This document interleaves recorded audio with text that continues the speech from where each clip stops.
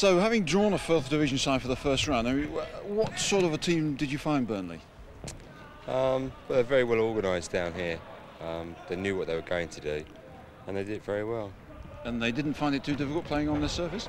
No, they adapted very well. I think really they had the better of the game overall. Was their ability and their approach a bit of a surprise to you, lads? I don't think their approach was, but I think the way they kept it up for 90 minutes did surprise us.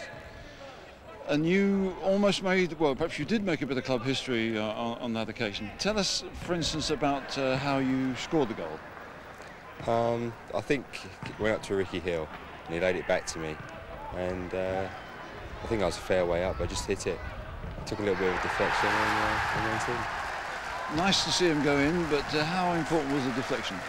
I think it would beat the goalkeeper anyway.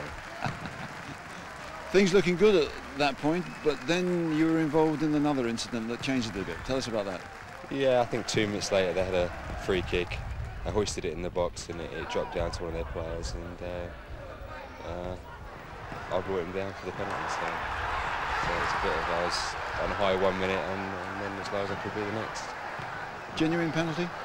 No, I think I went for the ball and he really he knew what was going to happen, so he read it better than I did. So it was down to Les Seeley to try to keep Paul Comstive's penalty out. He doesn't quite manage it, which means the holders go to Turf Moor for the second leg on equal terms.